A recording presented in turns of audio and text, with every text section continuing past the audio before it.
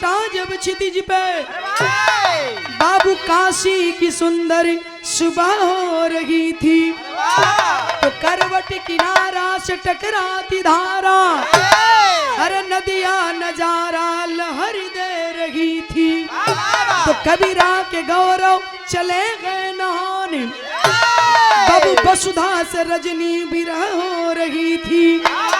विश्वनाथ नगरी की अनुपम छटा सिया राम जय हरि तरफ हो रही थी।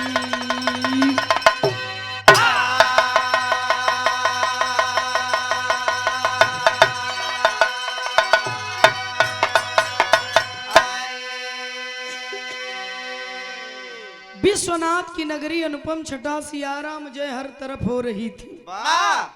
चारों तरफ जा देखा काशी में ए समय 4 बजे के बाद चारों तरफ काशी में मंदिर में घंटा बजे लगा। यहाँ तो 2 बार टुन टुन कई के लोगन बंद कर दिला है, पता न रोज का बात बा कि आज भी रहवा के नाते रोज का बात है। बनारस में 2 बार में टुन टुन कई के बंद न करी है, जब ले 1 घंटा न हिलाई है। का प्रमोद कायदे के 1 घंटा खूब आरती होले, चाहे संकट मोचन हो, चाहे बाबा विश्वनाथ जी हो, चाहे काल भैरव, चाहे हमारे सारनाथ हो, तमाम पूजा होले। पूजा करे के चाही, पूजा कैले से नकारात्मक शक्ति भाग जाले। हमारे एक लड़की है प्रमोद 5-6 साल का, हाँ जैसे के लिए चलो वो केहू पूजा करे भुला जाई भैया, लेकिन वो दोनों टाइम पूजा करे, दोनों टाइम दिया बारी मंदिर में। हम लोग सरस्वती को उपासक ही, दोनों टाइम वह दिया बारे नहीं, और केहू भुलाऊ जाई लेकिन वो ना भुला सकती। तो बच्चन के और पूजा के बच्चन का फरियाद भगवान बहुत जल्दी सुनेला। मास्टर 4 बजे का टाइम है, बनारस काशी का सवेर होत रहे, चारों तरफ घंटा टनटनात बा। कबीर दास का नाम आप लोग सुन ले हुई हैं। कबीर दास लहर तारा पे रहतलन, एक बेटवा रहन उनकर जेकर नाम रहल कमाल। 4 बजे रोज का टाइम रहे, कमाल अपन लोटिया उठावे और ले करके गंगा जी के तट पर चली आवे स्नान ध्यान करे बदे। आज भी लोग आवेलन स्नान ध्यान करे वाला। कमाल कबीर दास का लड़का 12 साल का उम्र बा, लोटिया उठौलन लेके गंगा जी के किनारे पहुंचल हुआ। जब गंगा जी के किनारे अलन तो रोजमती नजारा ना अद्भुत नजारा देखत हुवन। का देखले हुआ विराह में एक लाइन गीत लग जी मास्टर।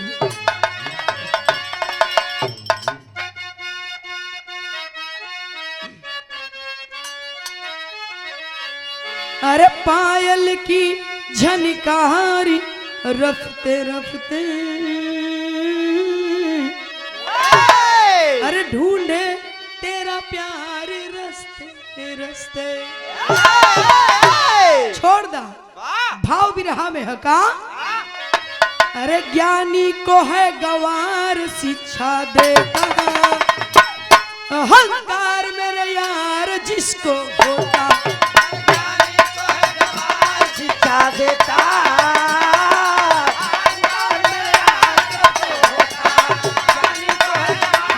दूर से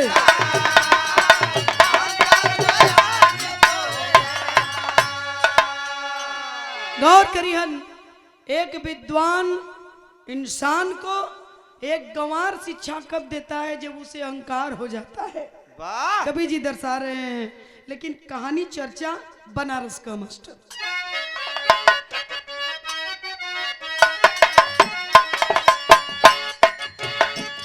अजी जया के कोढ़ से सेठ त्रिपुरारी, चल दिया के काशी दुनिया को बिसारी। इलाज करते करते उमर गई है आधी। आराम से कलंक सारा काशी में, कलंक साथ काशी, कलंक साथ काशी में लूंगा समाधि। आराम से बाबू आराम से। आया के ब्राह्मणों को साथे लिवाई के, कहने लगे कमाल जी फजरे बुलाई के।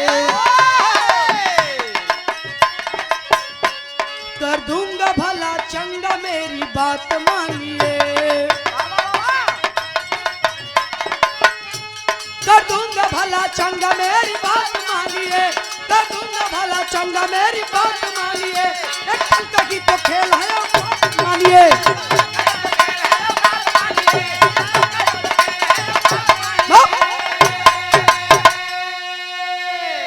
ढोलक तो यार बहुत ज्यादा बजे तो कम करन का ढोलक हो, ढोलक किया कम कदा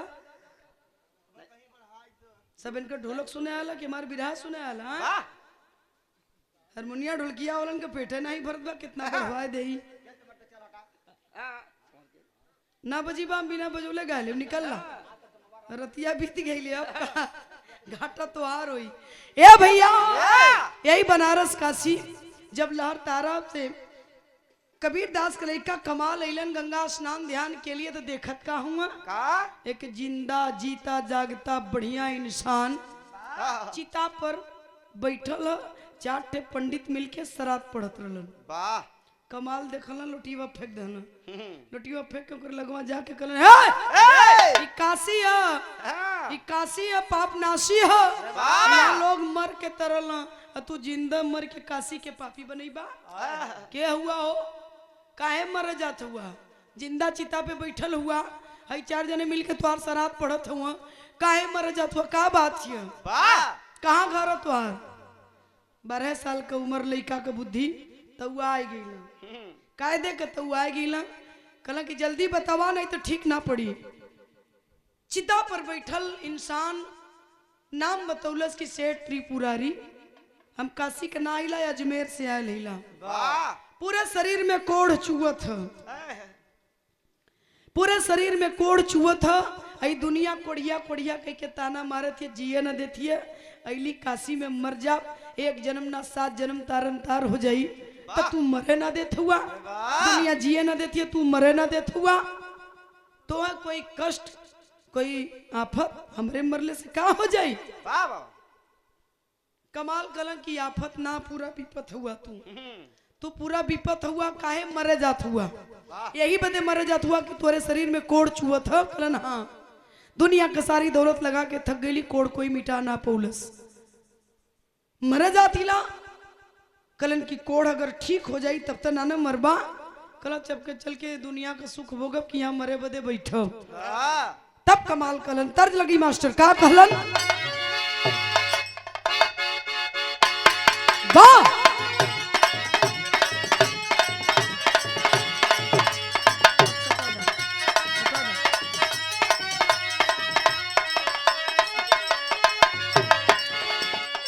यह गीत बा का गीत का लाइन है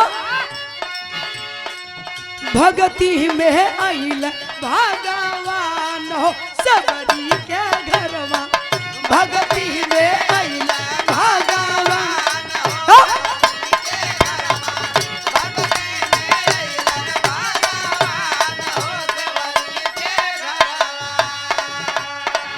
लेकिन दादा एक लाइन तो लोगन बदे दादा तो हो गई ना पूरनिया भजनिया कैला दादा तो हो गई ना पूरनिया भजनिया कैला दादा तो हो गई ना पूरनिया भजनिया कैला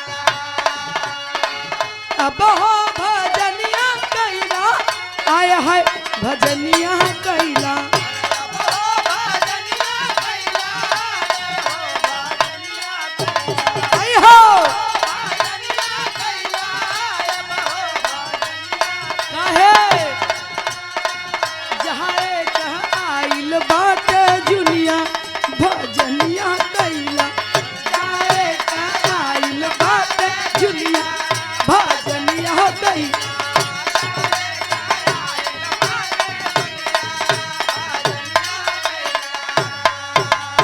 लेकिन बिरहा में भाव लगल सेठ त्रिपुरारी से कमाल कहलन की अगर तुहार कोड़ ठीक हो जाई तब नाना मरबा कहलन की नागी हो भैया तब काहे के मरब कोड़बे ठीक ना कोई कह पुलस तब कहलन का कहलन एक बेरी ले लहरामा नाम हो गंगा में डूब के गंगा में डूब के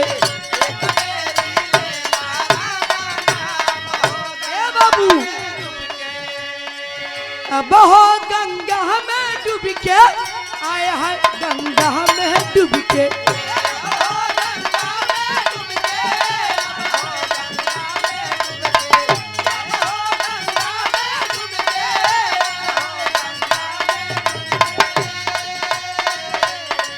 सुंदर हो जाई तो हर जाम गंगा में डूब के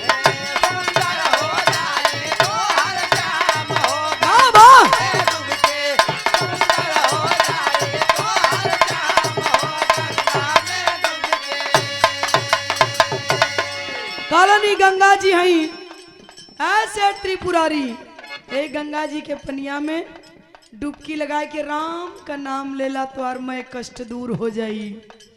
ई काशी है, भोलेनाथ का नगरी है। यह सबकर बिगड़ी बनेले जेके कत्तो स्थान ना मिलला ओके काशी में स्थान मिल जाला, बनारस में स्थान मिलला भैया। कलन की अरे गजब आदमी हुआ, यही गंगा जी में डुबकी लगौले से मार कोढ़ ठीक हो जाई। कलन विश्वास करा, कहलन का कमाल कहलन, राम नाम लहके जाबा डुबकी लगाई बाहो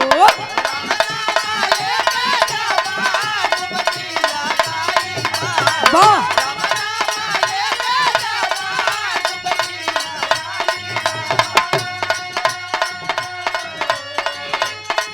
कोढ़ काटी जहाई सोबा रनतान वाली बाहो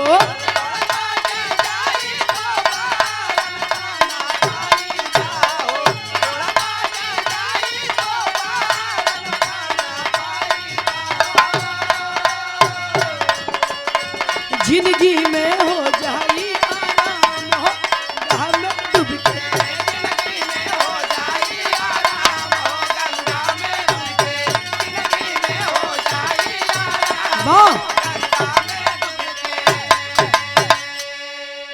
कलन की जा देर मत करा, जल्दी जा गंगा जी के पानी में।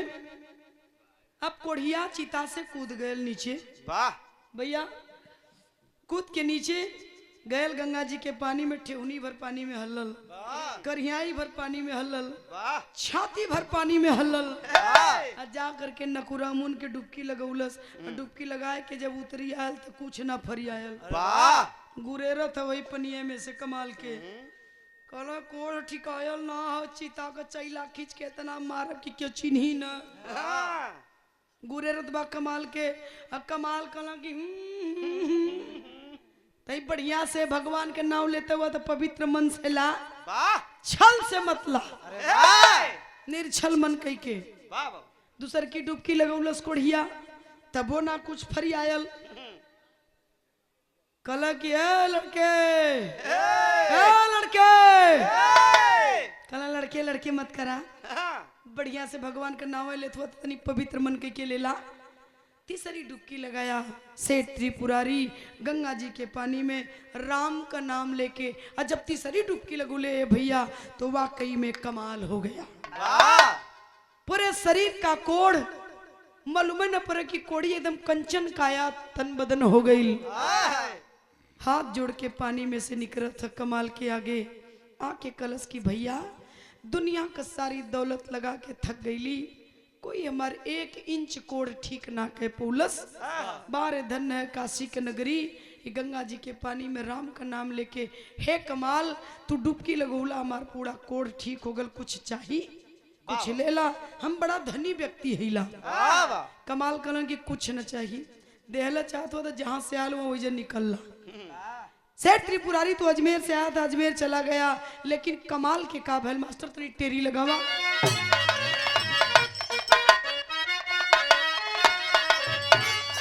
कोढ़ी को आखिर तारा जौहरी काशी में कमाल का गूंज उठा जाए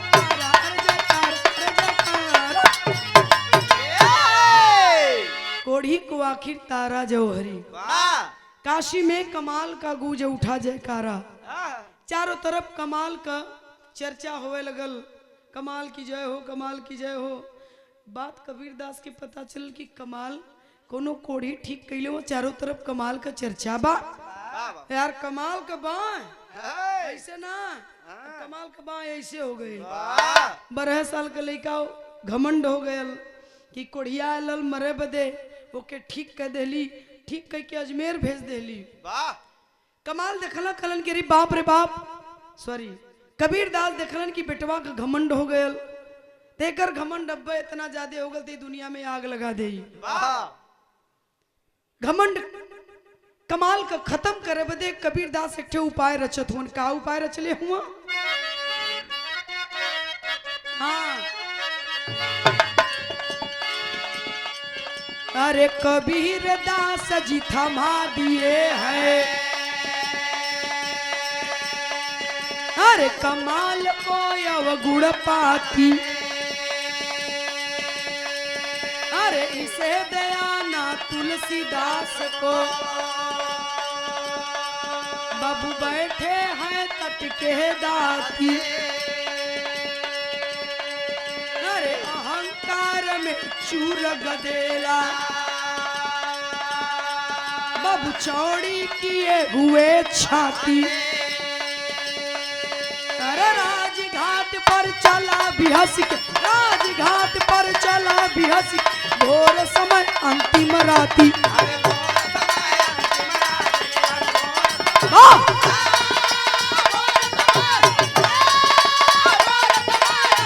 जियो बहादुर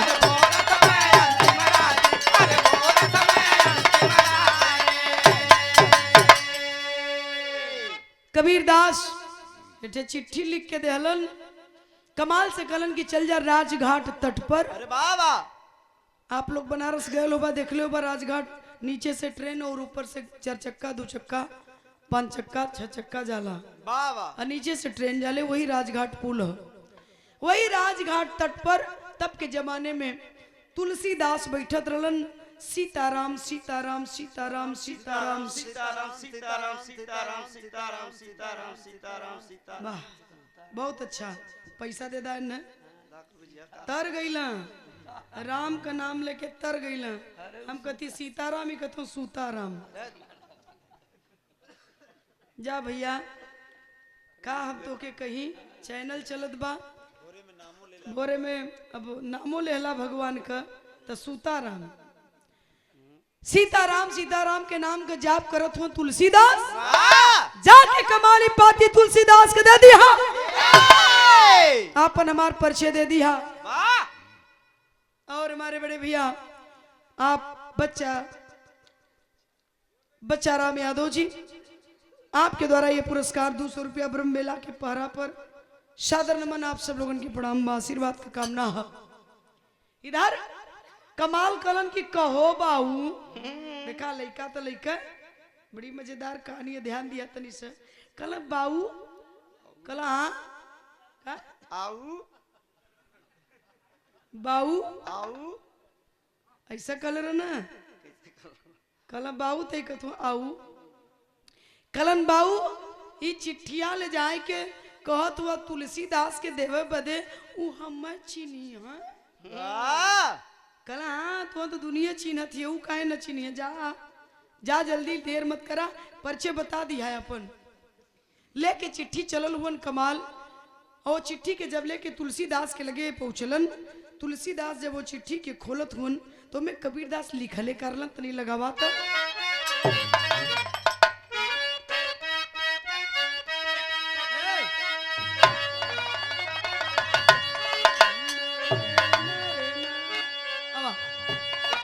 पैसा ले ले बता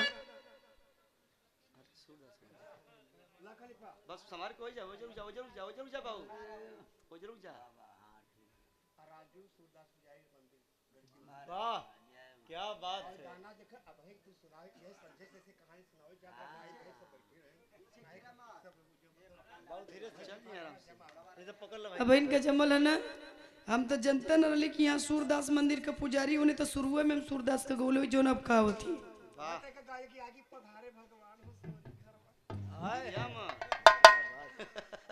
10 20 30 40 50 51 अरे 51 52 कैसे गिन ले रहा ये लोग पैसा बहुत जोर गिनत है बहुत जोर पैसा गिनन हमारे यहाँ गाजीपुर में एक ठे सूरदास हुआ, नोटिया के सूंघ के बताओ ना। वो नोटिया खाली सूंघ के बता दिए कि कै कह वाह कली कहो कैसे के सूंघ के बता दिला 100 का 500 का 10 का 20 का सूंघ के बता दिलन। गुड्डू राव कौन गौवा उनकर हो? अरे वो लौरापुर कोड़री है। कोडरी बंदा गुरहा बंदा। बहुत बढ़िया हुआ, कोई दिक्कत ना। आप बैठा 21 रुपया का पुरस्कार दिलन। का नाम मोहन करल भैया?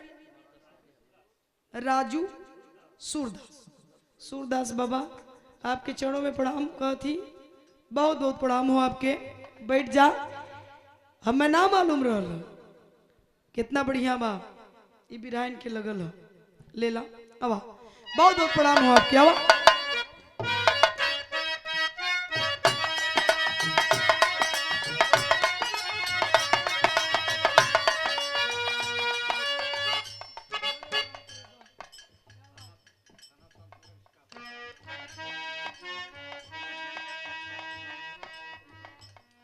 बात है कली न कि ले लेला वो दिल होए कि चाहिए मांगे का, समझा ना? लिखला संत नगर थाना का स्टाफ नेट पर मत चढ़ाया लोगन हो, एक मत चढ़ाया साहब लोगन का। ये बहुत रुपया का पुरस्कार है। ये हमरे लगा तो ऊपर ही कमाई है ना करिया। बहुत बहुत आप लोगन के हृदय से प्रणाम है। आप लोगन हमके इतना देला है, वाह वाह। भगवान करे शाम होत होत एक 10 गुना लौट के आप लोगन की जेबा में चल जाए। क्या हुआ जैसे पेड़ खजो बड़ा हुआ तो क्या हुआ जैसे पेड़ पंछी को छाया नहीं, फल लागे अति दूर कबीरा, फल लागे अति दूर। बड़ा हुआ तो क्या हुआ जैसे पेड़ खजो, पंछी को छाया नहीं, फल लागे अति दूर कबीरा, फल लागे यह 2-4 लाइन लिखले हुवन कबीरदास। चिट्ठिया खोलते तुलसीदास सारी बतिये समझ गिलन। कलन ऐ बेटा कमाल कोनो कोड़ी 3 राम नाम में ठीक के लिए का। कलन पहिला पागल तू मिलला है जवन जानत नावा कि हमारी कमाल हिला। वाल मरे बदे बनारस काशी में, बनारस ना हो बार बार बनारस होता, काशी में आलल मरे बदे अजमेर से ओके 3 राम नाम में ठीक के लिए गयल। दुनिया के लोग जानत हूँ, बच्चा बच्चा काशी के जानत है। तू कौने मानी में रहला नहीं जनता। कल जान गिली बचवा कलन की तब कल एक ठे हमार कहल कह देता। कल कहल कह दी तुहार कहल हम टाइम ना कल नहीं कह दा। कवन कहल अड़ौनी अड़ोले मास्टर?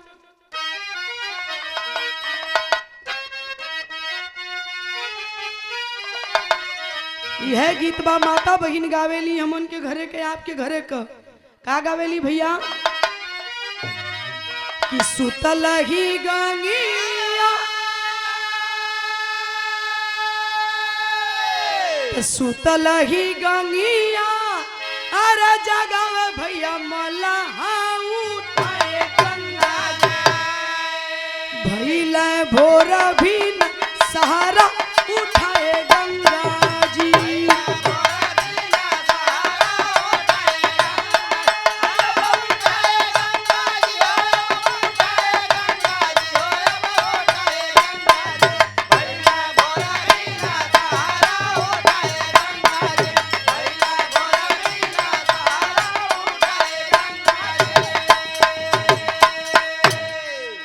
पढ़ल उपतिया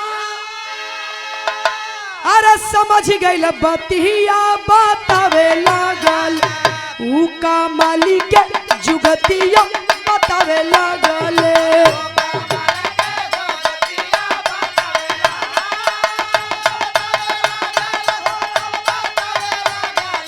वाह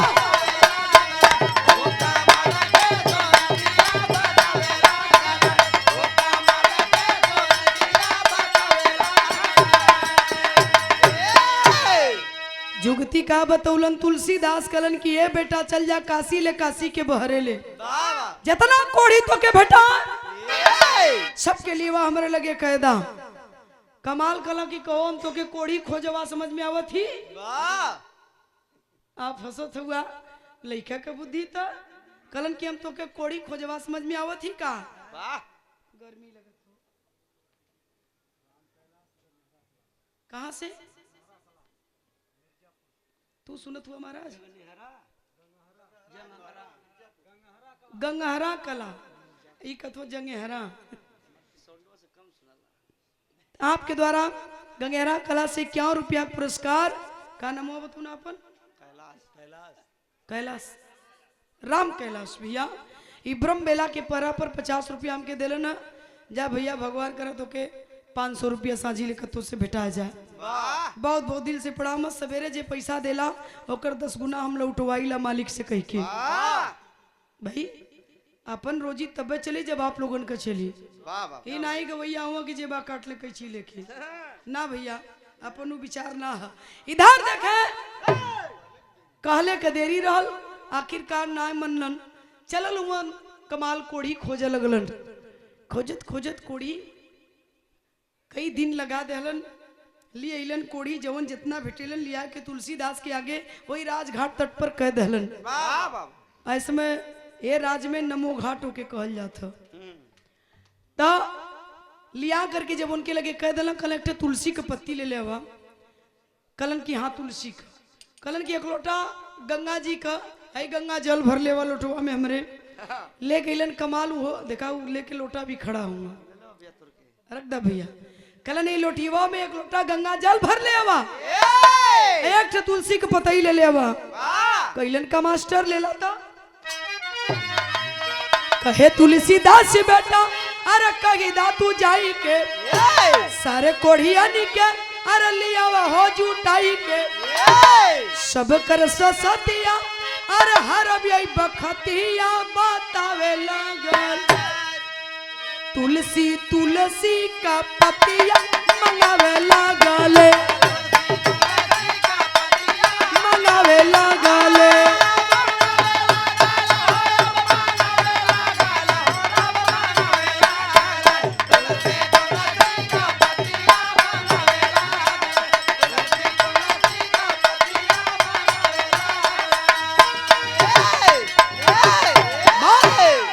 तुलसीदास जौन तुलसी के पत्ती मंगोले में एक लोटा गंगा जल मंगोले में कमाल के हाथ है। अब ध्यान दिया वही तुलसी के पत्ती पर अपने हाथ से तुलसीदास लिखला राम। का लिखला? राम। आप लोग नाम लेला राम। राम नाम में बड़ी शक्ति हो भैया। राम लिख करके वही तुलसी के पत्ती के जो लोटवा का गंगा जल मंगोले वही में चुटकिया से तुलसी के पत्तिया के मसल के वही लोटवा में डाल के इसे अंगुरिया इतरे घुमा दे तुलसीदास और घुमाए के वो लोटा का गंगा जल कमाल के हाथे में दे देला। कला ही पकड़ा ले जा जितना कोढ़ी बटोर के लिए आइल हुआ कला का करी कला ले जाए के सबके ऊपर छिड़क दा एको बूंद के ऊपर पड़ जी तोरे लगे वो खड़ा न मिली। कमाल ले करके जैसे आजकल खेते में डाई यूरिया पोटास छिटा था वही तरह बनावल तुलसीदास द्वारा गंगा जल हाथे पे निकाला इसे अजूरी पे रोपे और रोप के ऐसे ही जितना कोढ़ी रहना सबके ऊपर लगना छिड़कर एको बूंद कोनो कोढ़ी के ऊपर पड़े तो एकदम टनाटन यहाँ वहां दौड़त छटकत मिले लगल। कलन के री बाप रे बप्पा ये पानी में इतना शक्ति उठाए के राजू लोटिया फेंक करके राजकुमार यादव रामपुर के धरती से ये 50 रुपया पुरस्कार दिलन। भैया के प्रणाम आप सब लोगों के प्रणाम है। देखा लोटा ओटा तुलसीदास का फेंक दहलन अब फेंक के भागल परल कहाँ ले जानत हुआ अपने बाबू कबीर दास के लगे गला आई वो बाबू अरे बाबू वो बाबू कल का भयल कल सुना सुना सुना बाबू हमारे एक बात सुना तनी आल्हा लगवा मास्टर था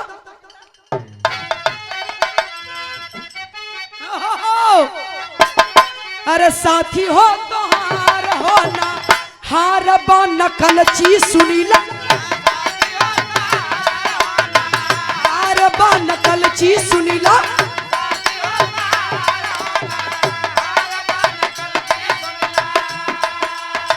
हमारे नियम के लेहला अपनाए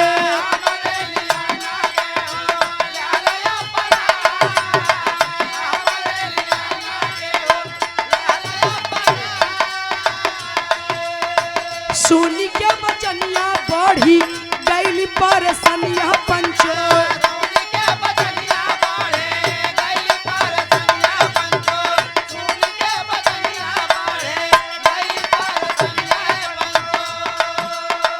सोचल कबीर दास कुछ न कहाए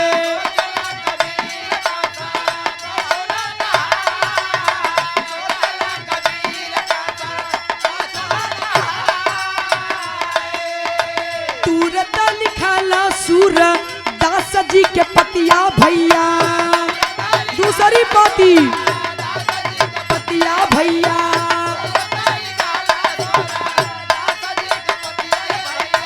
गंगा पार रेती यही में भेज हर साए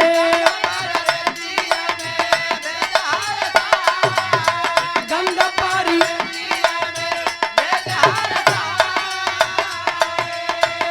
गौर करेंगे बाबूजी दूसरी पाती लिखते हैं कबीर दास जी सूरदास के नाम जौनी समय आके कमाल कलन किए बाबू आई जौने संगी के लगे भेजले चिट्ठिया दे के वो एक नंबर का नकलची आदमी निकल गईलन कलन कैसा कलन फार्मूला तो हमारा न हो राम के नाम से एक कोड़ी के हम ठीक कैली 3 राम नाम में और तुहार संगी तुलसीदास हमारे जुक्ति द्वारा हमारे जुक्ति से उपाय तो हमारा है फार्मूला तो हमारा है हम राम नाम से ठीक कैली कोढ़िया के वो राम नाम से ठीक कैलन कोढ़ियन के फार्मूला तो हमारा रहा बाबूजी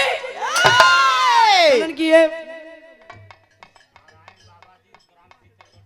ग्राम शीतलगढ़ पटेरा से नारायण बाबा जी के द्वारा 21 रुपए 25 रुपए का पुरस्कार है बाबा जी के चरणों में बहुत बहुत प्रणाम आप सब लोगों के नमन हो आए मेरे बाबूजी कबीर दास दूसरी चिट्ठी सूरदास के नाम लिख करके देते हैं आए बचवा ले जा गंगा जी के ऊपर रेतवा में सूरदास बैठल हुआ वृंदावन से सूरदास आयल हुआ काशी भ्रमण के लिए जा आई चिट्ठी दे करके अपन और हमार परिचय करा दिया सूरदास की चिट्ठी दे दिया लेके कमाल दूसर की पाती सूरदास के नाम वाली चलल हुआ गंगा जी के वो पार तो भयल का कहे सूरदास बेटा मानी जा कहनवा बचावा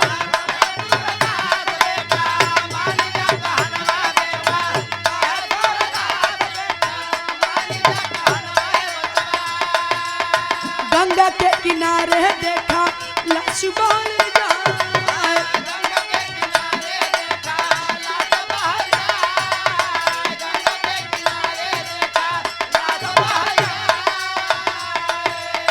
देर जानी कारा पासी लिया वसुगनमा बाब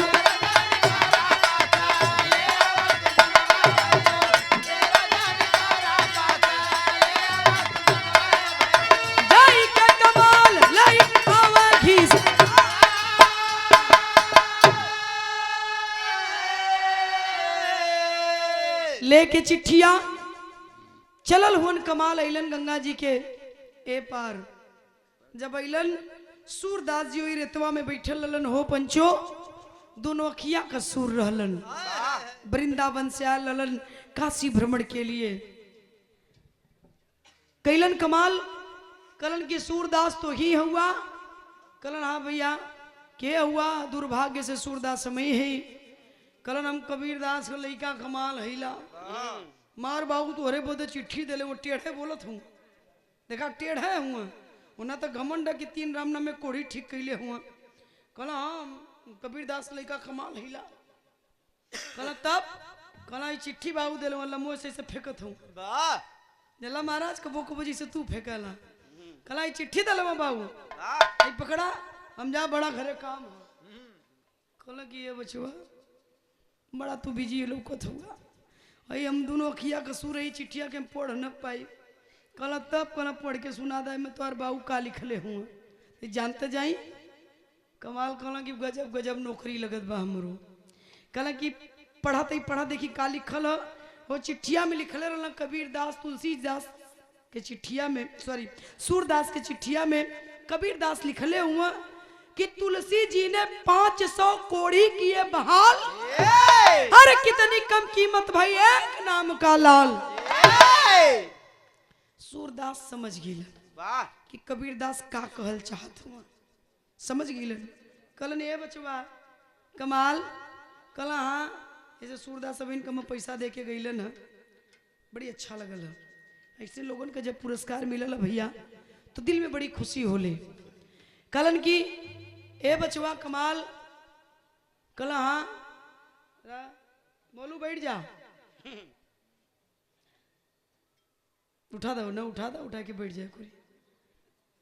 कला ए बचवा कमाल कला हाँ कलम तो हर बात समझ गेली कोनो कोढ़ी 3 राम नाम में ठीक कैले रला का कल दूसर का पागल भेटाएगी ना। हमार बाबू पगलने के लगे भेजते हुआ एक के पागल तुलसीदास रहना वो कोढ़ी खोजवला चिट्ठी दे के ही भेजना हम गईली चिट्ठी देवा कोढ़ी खोजवा लगला। आई सूरदास के लगी चिट्ठी दे के भेजू तो इहो कथुन की कोनो कोढ़ी ठीक कैलेला का। बोला तोरो कोनो अढ़वन करे के तो बतावा ढेर के भौकाल मत बनावा। ये खुदा भौकाल बनाओ हुआ और उनसे कला की बतावा कहे करे कि कहा कला वो गंगा जी के पनिया में एक लाश बह के जाती है। कला तब कला वो लसिया के तनी हमारे लगवा ले ले आवा के कहलस सूरदास कमाल से कहत हुआ कि वो लसिया लियावा अब तन करे लुत्ती लेस तेलस कमाल के। कला जब का नौटंकी बाज आदमी बा भाई चिट्ठी पढ़े कर तो सूर बनल रहा। अब गंगा जी के पनिया में लाश बह के जाती हमरे 2 ठे आंख लौकते ना इन्हें लौकत बा। ये तो बहुत नौटंकी बाज आदमी लौकत बा भाई। करे सूर फूर हुआ तू कि नौटंकी बाज आदमी हुआ मारता नहीं बहुत भौकाली हुआ तू। अब चिट्ठी हमसे पढ़वावत हुआ कि का लिखल है। अब कथ हुआ कि जो ने कि गंगा जी के पानी में लाश बह के जाती हमरे लगे लिया वा ऐसा ना कि हम खलियर ना हम निकरत हिला। कल हाथ जोड़ थी बचवा जल्दी करा नहीं लसिया बह के दूरे चल जाइए। कल ना लौकत हम के कल अंतरात्मा से देखा तो के लसिया लौके लगी। कमाल जब ध्यान लगौलन तो लाश बह के जात रहे गंगा जी के पनिया में। कल जाओ के हमरे लगे लिया वा कूद गई पानी में। कमाल जब गईला कूद के लसिया के पकड़ना तो लसिया किच से गई आधी से ज्यादा लसिया सड़ गई घिसराय के लिए इला वही सूरदास के आगे सुता देलन। कलन अब जाई कला ऐसे कैसे चल जीवा बारे धन्य के हिंदुस्तान की धरती जहां ऐसे ऐसे संत महापुरुष आए और चले गए बाबूजी। सूरदास जौन लसिया मंगोलन कमाल से गंगा जी के पनिया में से ओकरे आगे ऐसा का कहलन कि लसिया उठ के बैठ गई। का कहलन बाबू तनी आवा तो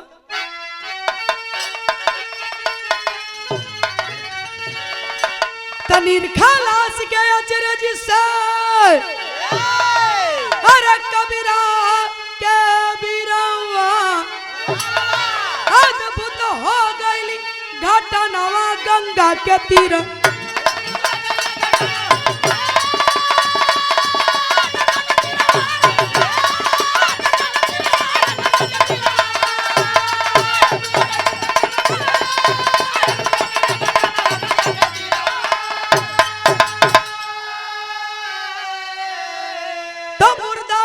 केवल अरे सोर है पुकारे उठ के लाश बैठी हाथ धाई ना कपारे लज्जित हो गई ना अरे कबीरा कबीरवा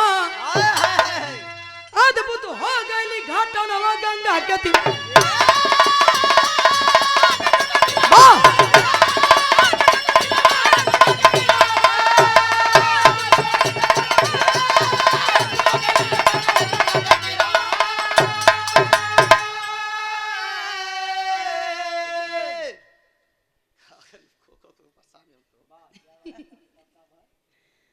कतवन की आवाज बड़ी डिस्टर्ब कैले के।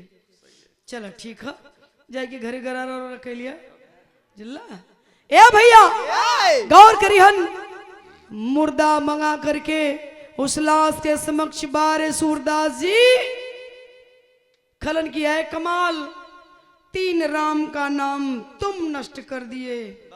ध्यान दिहन बाबूजी, सूरदास जी कथवन 3 राम नाम कमाल तू नष्ट कैला, 1 राम नाम तुलसीदास नष्ट कर दहलन। कलन बहुत दुनिया में पागल देखली, लेकिन ए पगले के को कोड़िया के हम ठीक कह के भेजली, मर जात रहल।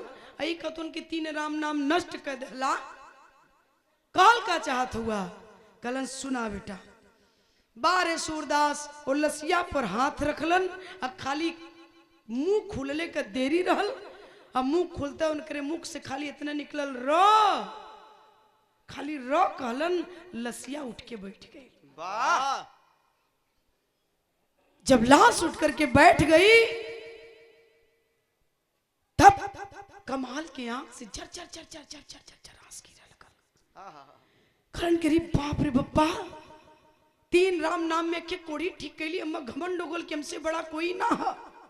1 राम नाम में तुलसीदास 500 कोड़ी ठीक कैलन, लेकिन बारे सूरदास जी राम का पूरा नाम भी नहीं लिए, खाली र कहे। और आधी से ज्यादा सड़ी हुई लाश जब उठकर बैठ गई तो आपकी महिमा है परंपार है। पैर पकड़ लेलन सूरदास का। कमाल सारा मैं चूर चूर हो गया, घमंड चूर चूर हो गया कमाल का। आजीवन फिर कमाल को घमंड नहीं हुआ। प्रमाण देना चाहती हूँ, वह स्थान कौन सा है आज भी काशी में जहाँ सूरदास मुर्दे को जिंदा किए, वह स्थान का नाम का पड़ल मास्टर।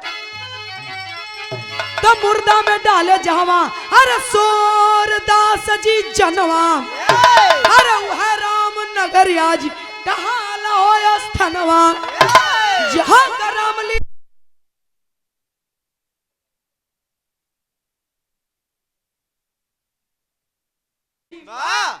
उस स्थान का नाम रामनगर पड़ा। और रामनगर के राजा काशी नरेश जब इस घटना को सुने, सूरदास का बहुत सम्मान किए। उस स्थान पर आज भी रामलीला होती है रामनगर में। उसी जमाने से रामनगर की रामलीला होती चली आ रही है, जहाँ न कोनो जंगलेटर, न कोनो लाइट ट्यूबलाइट, न झालर, न बत्ती, गैस पे जो पुराने जमाने में गैस रहे। गांव में इक्का दुक्का आदमी के गैस रहे, तो गांव में क्यों के बारात कोनो कार प्रयोजन पड़े तो वह गैस मांग के जा। आज भी रामनगर का रामलीला गैस पर होले। एक को माइक ना लगला, आवाज बोले न जवन पूरी भीड़ तक कान में आवाज उजाले। वही रामनगर, उस स्थान का नाम रामनगर विश्वविख्यात हुआ, जहाँ दुनिया के कोने कोने से लोग आते हैं, उस रामनगर की रामलीला पर रिसर्च करते हैं। तो ये है राम नाम की महिमा, रामनगर की उत्पत्ति, राम का गुणगान कितना किया जाए कम है साथियों। ऐसे ऐसे संत महापुरुष हमारी धरा धरती पर आए और चले गए। ए तूफानी, तब का संत संत रहला, अब का संत लंठ हुआ। सही है, तब का संतन में ये दम रहे।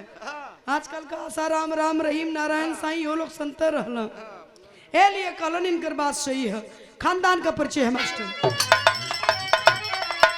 गुरु बिहारी गुरु रमन, फिर फूला फूल गुलशन में, श्यामा सीता राम महाराज जी विश्वनाथ के मन में, कोढ़ी को आखिर तारा जौहरी, तनी तू सिया